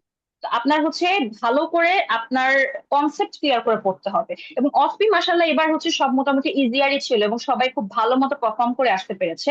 But not necessary আপনাদের একটা ধারণা থাকে যে জলিল স্যার অসপি বই থেকে তো কিছু আসেনি। এখন আপনি নিজে একটু চিন্তা করেন, আপনি হচ্ছে কনসালটেন্ট হওয়ার মিডওয়েতে আছেন, তো আপনি কি এক্সপেক্ট করছেন যে আপনাকে বইয়েরটা মানে সরাসরি তুলে দিবে? স্যারদের চেম্বারে তো হাজার হাজার কালেকশন থাকে, তো স্যাররা তো নিশ্চয়ই তাদের চেম্বারে ECG, X ray, CT scan এগুলো দেওয়াটাই প্রেফার করবেন, তাই না? তো আপনি যদি কনসেপ্ট ক্লিয়ার না করে পরীক্ষার হলে যান, তাহলে হচ্ছে আপনার পরীক্ষা আশানুরূপ হবে না। আমার হচ্ছে আপনাদের প্রতি অনুরোধ থাকবে আপনারা কনসেপ্ট ক্লিয়ার করেন, এবং অ্যাডভান্স অস্কি ব্যাচটা আমরা এইভাবেই সাজিয়েছি যে আমাদের একটু কন্টেন্ট গুলো আমি একটু বলে দিতে চাই যে আমরা হচ্ছে 7টা ক্লিনিক্যাল ক্লাস থাকছে, 6টা হচ্ছে অস্কি ক্লাস থাকছে, এবং মক টেস্ট এবং ফিডব্যাক ক্লাস থাকছে, এবং সেই সাথে লাস্ট সেশন বিসিপিএস অস্কি এবং অস্কি আমরা সলভ ক্লাস গুলো নিব। তো আমাদের অনুরোধ থাকবে যারা ঢাকাবাসী আছেন তারা সময় ক্ষেপণ না করে দেন এন্ড দেয়ার আপনি যদি 3-4 মাস প্র্যাকটিস করেন অস্কি এবং অস্কির জন্য, এবং আপনার জন্য এটার জন্য কিন্তু আলাদা আপনাকে এফোর্ট দেওয়া লাগছে না। আপনি জাস্ট একটা দিন অস্কির জন্য রাখবেন, সেন্টারে আসবেন, প্র্যাকটিস করবেন, ওইটা ওইখানেই শেষ। এরপর হচ্ছে আপনি এসবি এবং এসিকিউর প্রিপারেশন নিতে থাকেন, কোনো সমস্যা তো নেই। তো এটা অনুরোধ থাকবে, এবং আপনি এসে প্র্যাকটিস করেন, আমরা মেন্টররা আছি, দেন এন্ড দেয়ার হচ্ছে ভুলগুলো আমরা ধরিয়ে দিব। এবং আমার আরেকটা অনুরোধ থাকবে, আপনাদের ইউনিটে যদি দেখেন যে আপনাদের কলিগরাও আছে যে যারা হচ্ছে মিড টার্ম পরীক্ষাতে দিবে বা পরীক্ষার্থী এবং পরীক্ষা দিবে, তো আপনি আপনার কলিগকে নিয়ে এসে একসাথে ভর্তি হন না, হয়ে আপনারা দুইজন মিলে একসাথে এখানেও প্র্যাকটিস করলেন, ওয়ার্ডেও প্র্যাকটিস করলেন এবং ডিসকাস করে পড়লেন, তখন কিন্তু দেখা যায় যে পড়াশোনাটা আরো বেশি ইফেক্টিভ হয়। তো আমি অনেক কথা বলে ফেলেছি এবং আপনাদেরকে ধারণা দিয়েছি, আই হোপ আপনারা বুঝতে পেরেছেন। আপনাদেরকে অসংখ্য ধন্যবাদ আমার কথাটা মনোযোগ দিয়ে শোনার জন্য। আপনাদের যদি কারো কোনো আপু কোয়েশ্চেন থাকে আমাকে ফিল ফ্রি আইওই টু আস্ক। একটু বললে ভালো হয়। আইওই আপু ওকে, আইওই সম্পর্কে একটু। আচ্ছা, হ্যাঁ, আইওইটা হচ্ছে এখন আমার যেটা মনে হয় যে আইওইটা হচ্ছে একটা নতুন সংযোজন, যেটা হচ্ছে জুলাই 25 থেকে হচ্ছে স্টার্ট করা হয়েছে। তো আইওইটা হয় গিয়ে কি আপনাকে একটা সরি জানুয়ারি 25 থেকে স্টার্ট করা হয়েছে। তো আমি আপনাদেরকে আরেকটা ছোট্ট একটা কথা বলতে চাই, সেটা হচ্ছে আপনি দেখেন বিসিপিএস এর কিছু পেইড জিনিসপত্র থাকে, যেমন আমরা ধরে নিতে পারি যে হচ্ছে একটা রিটেনে আসে নাই, ওই কোশ্চেনটা অস্কিতে মাস্ট আসবে, তো আমরা এগুলো কিন্তু কোচিং সেন্টারে বলে দিই, এবং দেখা যায় ওগুলো কিন্তু চলে আসে। এখন এটা এখানে বলতে পারছি না, বাট আপনারা যখন কোচিং এ ভর্তি হবেন তখন আরো ডিটেলস এই ব্যাপারে জানতে চাবেন। তো আর হচ্ছে আইওই যেটা, যেমন জানুয়ারি 25 এসেছিল ডিলেড রিল্যাক্সেশন অফ অ্যাঙ্কেলজার, এটা কিন্তু হাইপোথাইরয়েডিজমের ছিল। আপনি দেখেন ঠিক 1 বছর পরে এবারও কিন্তু হাস্কি ভয়েস দিয়ে জানতে চেয়েছে হাইপোথাইরয়েডিজম। তার মানে কি আমি বুঝাতে পারছি যে hypothyroidism is a paid topic, এবং এটা থেকে, এবং if I am not wrong SCQ কোয়েশ্চেনটা আমি গো থ্রু করেছি, ওখানে জিকোয়ার্বাস সাইনোভাই জিকোয়ার্বাস থাইরয়েডাইটিস থেকে একটা কোয়েশ্চেন এসেছে। তো থাইরয়েডের জিনিসগুলো যে বিসিপিএস অনেক পেইড টপিক এবং হচ্ছে অনেক বেশি ইম্পর্টেন্ট, এটা আর বলার অপেক্ষা রাখে না, রিটেনেও আসে এবং অস্কিতেও আসে। তো এখন হচ্ছে হাস্কি ভয়েস নিয়ে যেটা জানতে চাচ্ছিলাম, একটা ল্যাপটপে একটা ভিডিও প্লে করে। তো এখন দেখা যায় গিয়ে কি বিসিপিএস এর যখন পরীক্ষার কোয়ালিটি যথেষ্ট ভালো হয়, কিন্তু কখনো কখনো দেখা যায় যে এই যে এক্সামিনার যে বুঝতে পারছিল না জিনিসগুলা, যে পেশেন্টটা হচ্ছে সবার কাছে একটু ভেগ কথাবার্তা বলছিল যে আমার চেস্ট পেইন, আমার হচ্ছে অ্যাবডোমিনাল পেইন, এটা ব্যাকে যাচ্ছে। তো সবাই চিন্তা করছিল কি ইজ ইট প্যানক্রিয়াটাইটিস অথবা কোনো জিআই প্যাথোলজি অথবা কি স্পাইনের কিছু বলছে, আবার ব্যাক পেইনের কথা বলছে। ভিডিওটা লাস্টের দিকে পেশেন্ট বলছিল যে আমার কিন্তু ওয়েট গেইন হচ্ছে, এবং বলছিল আমি হচ্ছে ঠান্ডা সহ্য করতে পারি না। তো স্যাররা যদি, আপনার এক্সামিনার যদি ভালো হয় তাহলে উনি কিন্তু লিড দিচ্ছিল যে একটু ভালো করে শোনো, ভয়েসটা তোমার কাছে কিরকম মনে হচ্ছে। এই যে দেখেন যে ওয়েট গেইন মানে 100 কেজির উপরে বেড়ে যাওয়া, কিংবা ঠান্ডা সে সহ্য করতে পারছে না, এবং এই যে তার জার্ডের মতো একটা ফিচার হওয়া, এবং chest pain, what does that mean, যে হাইপোথাইরয়েডিজম উইথ কমপ্লিকেশনস, মানে পেশেন্টের অ্যাকচুয়ালি আইএইচডি ছিল উইথ হচ্ছে হাইপোথাইরয়েডিজম ছিল, এবং হাস্কি ভয়েস, যেটা আপনি ভিডিও সবার লাস্টে বুঝতে পারছেন। আপনি যখন ডায়াগনোসিসটা করতে পারবেন তখনই আপনার এক্সামিনার বাকি কোয়েশ্চেন গুলা করবে। আপনি যদি ডায়াগনোসিস ঠিক মতো না করতে পারেন, আপনার স্টেশন ওইখানেই অ্যারেস্ট হয়ে যাচ্ছে, তারপরে কিন্তু বাকি কোয়েশ্চেন করার কোনো সুযোগ নাই। তো এখানে কিন্তু জিরো পাওয়ার সম্ভাবনা অনেক বেশি। তো আইওই জিনিসটা আমরা তো অবশ্যই প্র্যাকটিস করাবো, বাট আমাদের যে অ্যাডভাইসটা থাকবে আপনারা বেশি বেশি করে ডেভিডসনটা পড়েন, পড়লেই তখন জিনিসগুলো আপনি কোরিলেট করতে পারবেন। তারপর আইওইতে তারপর জিজ্ঞেস করেছে যে এইটা যে তুমি হাইপোথাইরয়েডিজম ডায়াগনোসিস করলা, তাহলে তুমি কি ফার্দার ইনভেস্টিগেশন করবা, হাইপোথাইরয়েডিজমের কি কি কজ থাকতে পারে, লাইক হাশিমোটোস, তারপর হচ্ছে সাবিকুর থাইরয়েডাইটিস এটসেট্রা। তারপর জিজ্ঞেস করেছে এই যে পেশেন্ট যে চেস্ট পেইন এর কমপ্লেনটা করছে, তো তার জন্য ফার্দার ম্যানেজমেন্ট কি হতে পারে। তো অনেকে জাস্ট হচ্ছে লো ডোজ হচ্ছে মানে থাইরয়েড সাপ্লিমেন্ট দিয়ে চুপ করেছিল, বাট এটা কিন্তু শুধুমাত্র এটা না, কিন্তু আরো কিন্তু চেকলিস্টে কিন্তু আরো পয়েন্ট ছিল। তো আমরা যখন এক্সামিনেদের ফিডব্যাক নেই তখন ওনারা বলছিল যে স্ট্যাটিন দিব, তারপরে অ্যান্টিপ্লেটলেট ড্রাগ দিব, এগুলো কিন্তু স্টার্টেড চেকলিস্টে ছিল। এগুলো আই থিঙ্ক অনেকে মিস করে গিয়েছে, যেটা মানে আমি এক্সামিনেদের সাথে কথা বলে বুঝতে পারলাম। তো আপনি, আমার moral of the story is যে ইম্পর্টেন্ট টপিক গুলো সেগুলো বুঝতে হবে, এবং আপনি হচ্ছে যখন বেশি করে প্র্যাকটিস করবেন তখনই কিন্তু আপনি এই জিনিসগুলো ধরতে পারবেন এবং ডায়াগনোসিস গুলো ধরতে পারবেন। এবং সেই সাথে আপনাদেরকে একটু কেয়ারফুল থাকতে হবে এক্সামিনেশন স্টেশনে, আপনি স্যারদের লিড তখনই ধরতে পারবেন যখন আপনি একটা ব্রড বেস নলেজ নিয়ে যাচ্ছেন। তো স্যার বারবার বলছে যে ভয়েসের দিকে খেয়াল করো, কিন্তু আপনি যদি জানেনই না যে হাইপোথাইরয়েডিজম হচ্ছে হাস্কি ভয়েস হয় এবং সেই সাথে জার্ডের ফিচার থাকতে পারে, আইএসডির ফিচার থাকতে পারে, তাহলে আপনি কিভাবে পারবেন বলেন? আই হোপ আমি ক্লিয়ার করতে পেরেছি আইইউ স্টেশনের ব্যাপারটা। Thank you. Thank you Wafa Karim আপু, আপনাকে অনেক অনেক ধন্যবাদ যে আপনি আমাদের এরকম একটা দিক নির্দেশনামূলক আহ, বক্তব্য দিলেন। তো আমি হচ্ছে এ কে এম কামরুল হক ভাইকে আপনার কিছু আমাদের উদ্দেশ্যে বা পার্টিসিপেন্টদের উদ্দেশ্যে কিছু বলার জন্য অনুরোধ করছি। ভাইয়া, প্রথমে আপনার সংক্ষিপ্ত একটু পরিচয় দিবেন, কবে মিড টার্ম পাস করেছেন, এখন সম্ভবত আপনি বিসিএস জয়েন করবেন আর কি। আপনাকে অনেক কংগ্রেচুলেশনস। জি ভাইয়া, স্টার্ট করেন। থ্যাংক ইউ জেনেসিস মিড টার্মকে, এবং thank you doctor Abdul Al Hasan ভাইকে আজকের এই অ্যাডভান্স অস্কিপাসি ওরিয়েন্টেশন প্রোগ্রামে আমাকে কিছু বলার সুযোগ করে দেওয়ার জন্য। আমি doctor A K M Kamrul Hoque, FCPS final part training cardiology ছিলাম। বর্তমানে জানুয়ারিতে আমি ডিসকন্টিনিউ করছি, ভাইয়া যেটা বললেন যে বিসিএস এর জন্য। আমি এফসিপিএস মিড টার্ম পাস করি হচ্ছে জানুয়ারি 2025-এ। আমার মনে হয় মোস্ট অফ দা কথা, সবগুলো কথাই ডক্টর ফারজানা আপু এবং ডক্টর ওয়াফা আপু খুব সুন্দর করে আসলে ব্যাখ্যা করলেন যে আসলে অস্পির জন্য আমাদের, অস্পির জন্য আমাদের আসলে কিভাবে প্রিপারেশন নেওয়া উচিত, এবং আমরা আমাদের ব্যাচগুলোতে জেনেসিসে কিভাবে পড়াই, কিভাবে প্রত্যেকজন ডক্টরকে বা পরীক্ষার্থীকে আমরা প্রিপেয়ার করে দেয়, সব কিছুই আমার মনে চলে আসছে। আমি জাস্ট কয়েকটা কথা বলবো। একটা হচ্ছে আমাদের অস্কি অ্যাডভান্স, আমাদের কিন্তু এর আগে কখনোই অ্যাডভান্স অস্কি ব্যাচ নামে কোনো ব্যাচ আসতো না। এবারে প্রথম আমাদের যে ব্যাচগুলো আসছে অস্কি প্র্যাকটিস ব্যাচ, যেটা আপনার হয়তো বা 2 থেকে 3 মাস পর বা আপনার ফাইনাল পরীক্ষা 2 মাস আগে আমরা শুরু করতাম। এবারে আমরা নতুন করে শুরু করতেছি অ্যাডভান্স অস্কি ব্যাচ। এটার একটাই কারণ যে আপনারা যদি এবার বিসিপিএস এর পরীক্ষার রেজাল্টে যদি একটু অ্যানালাইসিস করেন, আর দেখবেন যে আমাদের এখানে রিটেনের কি বলে এক্সামিনেশন ছিল প্রায় 500+, এর মধ্যে পাস করছে রিটেনে 294। আর ফাইনালি অস্কিতে পাস করে আমাদের পাস রেটটা হয়ে গেছে 175, মানে পাস রেট 30%। তার মানে দেখেন প্রায় 100+ ডক্টর কিন্তু আমাদের অস্কিতে ফেল করে যাচ্ছে, ঠিক আছে। তাই এই ফেল রেটটা যাতে কমে আসে, বা আপনারা যাতে আগে থেকে একটু বুঝতে পারেন যে অস্পি বা অস্কিতে যে প্রিপারেশনটা যে রিটেনের পাশাপাশি যে নেওয়া উচিত, এবং এটাও যে আপনার পাশ করার আরেকটা ফ্যাক্টর, যে অস্কি বা অস্পিতে পাশ না করতে পারলে আপনি ফাইনালি কিন্তু মিড টার্ম পাস হচ্ছে না, সেটা বোঝানোই যে আমাদের এই ব্যাচটা আসলে উদ্দেশ্য যাতে আপনাকে আগে থেকে একটু প্রিপেয়ার করা, ঠিক আছে, আগে থেকে প্রিপেয়ার করা, যে আপনি শুধুমাত্র রিটেন বেসড পড়াশোনা না করে আপনি ওয়ার্ডে অস্কি এবং অস্কি গুলো এখন থেকে আপনি শুরু করেন। এখন থেকে শুরু করলে ইনশাল্লাহ আপনার তাহলে একটা কমপ্লিট একটা প্রিপারেশনটা কিন্তু আপনার হয়ে যাচ্ছে, ঠিক আছে। আর এই ব্যাচে আরেকটা উদ্দেশ্য হচ্ছে আপনি এখন, আমরা এখানে আপনাকে কিন্তু জিনিসগুলো শেখাই দেবো, বিশেষ করে আপনি এক্সামিনেশন আপনি কিভাবে করবেন, বা এক্স রে বলেন বা ইসিজি বলেন কিভাবে করবেন, এগুলো আপনাদেরকে তো ক্লাস নেওয়া হবে। ক্লাস নেওয়ার পাশাপাশি আপনাদের যেটা কাজ করতে হবে, যে আপনি এখন থেকে ওয়ার্ডে, আপনি তো ওয়ার্ডে প্রতিদিনই যান, যেহেতু আপনার এখন আসলে পার্ট 1 পরীক্ষার সময় হয়তো বা আপনাদের ওয়ার্ডে এক্সপোজার ছিল না, কিন্তু পার্ট 1 যারা মিড টার্ম দিবেন তাদের তো 2 বছর ট্রেনিং প্রায় শেষের দিকে, ঠিক আছে, 2 বছর প্রায় ট্রেনিং প্রায় শেষের দিকে। আপনার রেগুলার ওয়ার্ডে যান, রোগী দেখেন প্রতিদিন। বিশেষ করে ডিএমসি তে যারা আছে তারা তো ডিএমসি বা বিশেষ করে ঢাকার গুলোতে যারা আছে আপনারা জানেন যে বিশেষ করে পোস্ট অ্যাডমিশন বলেন যেটাই বলেন, প্রতিদিন আপনার 8 থেকে 10 জন পেশেন্টের কন্ট্যাক্টে আসতেই হয়। তা আপনি আমাদের এই জেনেসিস থেকে যে এক্সামিনেশনটা দেখানো হবে, আপনি যান প্রতিদিন একটা পেশেন্টের উপরে করেন। আপনি যেটা ধরেন আজকে আপনার রেসপিরেটরি এক্সামিনেশন শিখাই দেওয়া হয়েছে, আমরা কিন্তু করি, আমরা হয়তো বা জাস্ট স্টুডিওতে বসে একটু লাঞ্চটা চেক আপ, আপনি ওটা একটু সিস্টেমেটিক করতে পারেন। আপনি এখন থেকে ট্রাই করেন যে আপনি সিস্টেমেটিক করতে পারেন। আপনি যখন সিস্টেমেটিক করতে করবেন, দেখবেন যে পরীক্ষার সময় কিন্তু আপনার হাত ইয়ে হবে না, মানে অটোমেটিক দেখবেন যে আপনার হাত চলে যাচ্ছে, যে না রেসপিরেটরি এক্সামিনেশন আমার এটা পর এটা, এটা পর এটা, ঠিক আছে, মানে অটোমেটিক কিন্তু আপনার হাত হয়ে যাবে।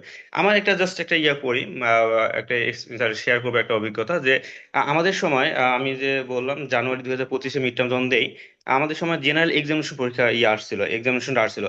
আহ কি কেন জানি আমি এই এক্সামিনেশনটা, আমার কাছে মনে হতো এত বড় এক্সামিনেশন দিবে না, ঠিক আছে, কেন জানি মনে হতো এক্সামিনেশন দেবে না। আমি প্র্যাকটিস একবারও করে যাইনি, যেটা সত্যি কথা, আমি একবারও প্র্যাকটিস করে যাইনি। আমি কেন জানি জাস্ট পরীক্ষা কালকে আজকে বললাম যে একবার জাস্ট ভিডিওটা দেখি। তা আমি একটু স্পিড দিয়ে, আনিক কাপুর ভিডিও ছিল, আমি জাস্ট স্পিড দিয়ে আমি জাস্ট একটু দেখলাম, যে একটু জাস্ট একটু মানে আপনার কি কি স্টেপস আছে জাস্ট একটু দেখে যাই। তা কি পরের দিন পরীক্ষার হলে দেখা গেল যে আমার জেনারেল এক্সামিনেশন চলে আসছে, ঠিক আছে, চলে আসছে। তা আমার কি, আমি আবার যেটা করতাম যে ইন্টার্নের সময়, যেটা বলি যে ইন্টার্নের সময় আমার কেন জানি, বা ইন্টার্নি বা ফাইনাল এমবিবিএস সময়, ওই সময় আবার আবার আমার জেনারেল এক্সাম প্র্যাকটিসটা খুব বেশি করে করতাম, ঠিক আছে। ওই সময় কেন জানি, কারণ আমাদের তো ওই সময় ছিল 2 থেকে 3 মিনিট কমপ্লিট করা, তো ওই সময় খুব মানে করা ছিল। তা আমার ওই জিনিসটা কিন্তু, আমার কিন্তু যেটা বলবো যে সত্যি কথা বলতে, যে ওই জিনিসটা কিন্তু আমার এখানে দেখা গেছে, আমি জেনারেল এক্সামিনেশন যখন পড়ছে আমি অতটা বিচলিত হয়নি। আমি জাস্ট মনে করছি যে আমি এর আগে বা এমবিবিএস লেভেলে কিভাবে করছিলাম সেই ইয়াটাই ফলো করে আমি করে আসছি, এবং তার আগের দিন যে ক্লাসটা করছিলাম দুইটা মেনটেন করে আল্লাহর রহমতে আমি কিন্তু করে দিয়ে আসতে পারছি। তা সেরকম যে আপনার এই এক্সামিনেশন বলেন, এগুলো কিন্তু আপনার সব প্র্যাকটিসের বিষয়। আপনি যত বেশি প্র্যাকটিস করবেন দেখবেন যে অটোমেটিকলি আপনার হাত চলবে, ঠিক আছে, আপনার রানিং কমেন্টে বলেন মুখ চলবে, ঠিক আছে। তাই এটা হলো কথা, হলো যে আপনি, আপনাদের কাজ হচ্ছে আমরা আপনার যে এক্সামিনেশনটা শেখাই দেবো বা যে এক্সরে বা ইসি দিব, আপনি ওইটা ওয়ার্ডে গিয়ে আপনি ইয়া করেন, ঠিক আছে, অ্যাপ্লাই করেন। ওয়ার্ডে যখন আপনি অ্যাপ্লাই করবেন দেখবেন যে আপনার এক্সামিনেশন নিয়ে আশা করি কোনো সমস্যা হবে না। আচ্ছা, এই ব্যাচে আমাদের কিছু এক্সট্রা একটা সার্ভিস পাবেন। সেই সার্ভিসটা কি? ধরেন এখন তো আপনাদের কিছু ক্লাস হয়ে যাবে হয়তো, বা এক্সামিনেশন ক্লাস হয়ে যাবে। এরপরও যে এই এক্সামিনেশন ক্লাসগুলো যদি আপনার মনে হয় যে আপনার আরেকবার দেখা উচিত, বা আপনি আরেকবার দেখতে চান পরীক্ষার আগে, আমাদের আরো কিছু ব্যাচ শুরু হবে। সেই ব্যাচগুলোতে আপনি চাইলে আমরা এক্সামিনেশন গুলো আপনি আসতে পারবেন, ঠিক আছে। এই ব্যাচে কিন্তু আরেকটা আপনার এক্সট্রা একটা ইয়া হচ্ছে, আপনার অপরচুনিটি হচ্ছে এটা, যে আপনি এখন তো করতেছেন, এরপর যদি আপনার কাছে মনে হবে যে আমি বা আপনার যদি আমাদেরকে বলেন যে ভাই আমার এই জিনিসটা আবার একটু দেখা দরকার, আপনি আমাদের জাস্ট বলে চলে আসবেন ওই ব্যাচে। আপনি কিন্তু এই যে আপনি সুযোগ একটা থাকতেছে, ঠিক আছে, মানে আপনার একটা ক্লাস 2-3 বার আপনার করার একটা সুযোগ থাকতেছে। আবার এখানে কি, এখানে যে আপনার তো জলিল স্যারের বই তো পড়ায় দেওয়া হবে, এছাড়াও কিন্তু আপনার বেসিক জিনিসগুলো কিন্তু এখানে দেওয়া হবে। আর হিস্ট্রি এবং কাউন্সিলিং সম্বন্ধে তো আপু বললোই যে আমাদের এখানে এক্সট্রা একটা আমরা সেশন সব সময় রাখি, ম্যাজিক্যাল সেশন। এই সেশনটা যখন আপনি করবেন এবং এই হিস্ট্রি এবং কাউন্সিল যখন ক্লাসটা করবেন, তখন দেখবেন যে আপনার যে টপিক্সই আসুক না কেন, যেটাই বলুক না কেন, যে এই বিষয়ে হিস্ট্রি নেবেন, এই বিষয়ে কাউন্সিলিং করবেন, আপনি ওই যে ফরম্যাটটা রেডি করে দেই, এই ফরম্যাট আপনি মেনটেন করলে দেখবেন যে আপনি 10-এর মধ্যে 8 এমনিতে ইনশাল্লাহ পেয়ে যাবেন, ঠিক আছে, এটার কোনো সমস্যা হয় না। আর আইও নিয়ে তো আপু বললোই, আইও আসলে আমাদের থেকে শুরু হয়ে, মানে আমাদের শুরু বলতে এর আগে হয়তো বা আসতে পারে, কিন্তু জানুয়ারি 2025 সময় আমাদেরও হাইপোথাইরয়েডিজম আসছিল, এবারও হাইপোথাইরয়েডিজম আসছিল, যদিও আমাদের সে সময় ছিল ডিলেড রিয়ালাইজেশন অ্যাঙ্কেল জাগ। এবার হয়তো বা আপনাকে একটু ভিডিওটাতে ভয়েস দিয়ে বা ইয়া দিয়ে আপনার জিনিসটা কিন্তু করছে, বা একটু হিস্ট্রি দিয়ে আপনাকে আইও করতে হবে। সেরকম আইওটাও আপনাকে আসলে ভয় পাওয়ার কিছু নেই। আইওই হচ্ছে কি, আপনি যদি ডায়াগনোসিসটা করতে পারেন তারপরে আপনি অ্যান্সার গুলো তো করতে পারেন। যদি ডায়াগনোসিসটা ভুল হয়ে যায় তাহলে কিন্তু আপনি পরবর্তী অ্যান্সার গুলো করবেন না, বা স্যার বা ম্যাডাম আপনার কিন্তু পরবর্তী কোশ্চেন গুলো করবেন না। আর তাই আইও এর জন্য যেটা আপু যেটা বললো, যে আপনাকে ওয়ার্ড রিলেটেড, ওয়ার্ডের মধ্যে আপনি যে পেশেন্টটা দেখবেন সেটাই আপনার কিন্তু, বা যে ফাইন্ডিংসটা পাচ্ছেন সেটা আপনার আইও পেশেন্ট হয়ে যেতে পারে, ঠিক আছে। আপনি ইয়া করলেন হস থেকে একটা সাইন দেখলেন, ঠিক আছে, ওইটাই কিন্তু আপনার আইওই কোশ্চেন হয়ে যেতে পারে। তো সেরকম যে সাইন গুলো আছে, যে আপনার আমরা এক্সামিনেশন করে ডিল রিল্যাক্সেশন হোক, বা আপনার আরেকটা হচ্ছে আপনার পেন্ডুলার নিজাক, এই জিনিসগুলো যখন আপনি দেখবেন এগুলো কিন্তু আপনার আগেই কোশ্চেন। তা আপনি এই জিনিসগুলো ওয়ার্ডে রেগুলার একটু প্র্যাকটিস করবেন। আমরা তো বলে দিবই, তারপর আপনি রেগুলার প্র্যাকটিস করবেন বা রেগুলার দেখবেন সাইনগুলো, তাহলে দেখবেন যে আপনি আগে কোশ্চেনগুলো আপনি পাচ্ছেন, ঠিক আছে। আমি একটু জাস্ট আরেকটা জিনিস বলবো, যে আপনার পরীক্ষার প্যাটার্নটা যে কিরকম চেঞ্জ হচ্ছে সেই বিষয়ে জাস্ট একটু কথা বলবো। যে দেখেন, আগে হতো বা যে হিস্ট্রি টেকিং এর কথা যদি বলি, আগে যেটা হতো জাস্ট আপনার হিস্ট্রি টেকিং নিয়ে কিন্তু স্যাররা ছেড়ে দিত, ঠিক আছে, হিস্ট্রি টেকিং নিয়ে স্যাররা ছেড়ে দিত। এখন কি হচ্ছে, এখন আপনার হিস্ট্রি টেকিং এ আমরা জানি যে 10 মিনিট, এই হিস্ট্রি টেকিং এ 10 মিনিটের মধ্যে আপনার 7 থেকে 8 মিনিট দেয় হিস্ট্রি টেকিং নেওয়ার জন্য। এরপরে কিন্তু স্যারের কাছে এক্সট্রা আরো কিছু আপনার কোশ্চেন থাকে। ধরেন আপনার কিছু 3টা এক্সরে থাকতে পারে, ঠিক আছে, 3টে ইসিজি থাকতে পারে, বা আপনাকে ওইখান থেকে বলতে পারে যে আপনি যে এই হিস্ট্রি ট্রেনিংটা নিলেন আপনার কি কি ডিডি, বা আপনার কি কি ইনভেস্টিগেশন করবেন, ঠিক আছে। তাহলে মনে রাখবেন যে আগে যে যেরকম শুধুমাত্র হিস্ট্রি টেকিং না হতো, যে হিস্ট্রি টেকিং এর উপরে 10 মিনিট, কিন্তু এখন যেটা হচ্ছে আপনার হিস্ট্রি টেকিং হচ্ছে 7 থেকে 8 মিনিট, বাকি 2 থেকে 3 মিনিট সারা কিন্তু ক্রসিং করতেছে, ঠিক আছে। তাই দেখেন যে আপনার প্যাটার্ন গুলো কিরকম চেঞ্জ হচ্ছে। আবার এর আগে হয়তো বা শুধুমাত্র ফান্ডোস্কোপি আপনার এক্সামিনেশন দিয়েছিল বা প্রসিডিউর হিসেবে দিয়েছিল, এবার কিন্তু আপনার ফান্ডোস্কোপি এক্সামিনেশন হিসেবে আসছে, এবং সাথে ফান্ডোস্কোপি কিন্তু কিছু ফিগার দেওয়া ছিল। তার মানে দেখেন যে স্যাররা কিন্তু প্রত্যেকবারই কিছু না কিছু নতুনত্ব নিয়ে আসতেছে এবং প্যাটার্ন গুলো চেঞ্জ করতেছে। আর এই প্যাটার্ন গুলো চেঞ্জের সাথে যাতে আপনার খাপ খাওয়ায় নিতে পারেন, সেই জন্যই কিন্তু আমাদের এই অস্কি ব্যাচ গুলো আপনার জন্য খুবই খুবই হেল্পফুল হবে। তাই আপনাদের জন্য আহ্বান জাস্ট থাকবে যে আপনারা রিটেন এসএকিউ এবং এসবিএ প্রিপারেশনের পাশাপাশি এখন থেকে আপনার অস্পি ব্যাচে ভর্তি হয়ে আপনারা অস্পি গুলো এখন থেকে প্র্যাকটিস করা শুরু করেন, তাহলে ইনশাল্লাহ আপনাদের মিড টার্ম নিয়ে কোনো ভীতি থাকবে না। এবং যারা ফার্স্ট টাইম দিবেন ইনশাল্লাহ তাদের একবারে হয়ে যাবে, আর যারা হয়তো এবার খারাপ করছেন তারা নেক্সট টাইমে ইনশাল্লাহ সফল হবেন। তাহলে সবার জন্য শুভকামনা জানিয়ে আমার কথাগুলো এখানে শেষ করছি। ধন্যবাদ সবাইকে। ধন্যবাদ কামরুল হক ভাইকে, যে আমাদের আহ, ফারজানা আফরোজ আপু, ওয়াফা করিম আপু এবং কামরুল ভাই, আপনাদেরকে অনেক অনেক ধন্যবাদ যে আজকে আমাদের সাথে এরকম একটা সেশনে যুক্ত হওয়ার জন্য। তো আপুরা আসলে, আপু এবং ভাইয়ারা আসলে সবাই মানে সবকিছু বলে ফেলছেন। তো হোস্ট হিসেবে আমার তেমন কিছু আহ যোগ করার নেই।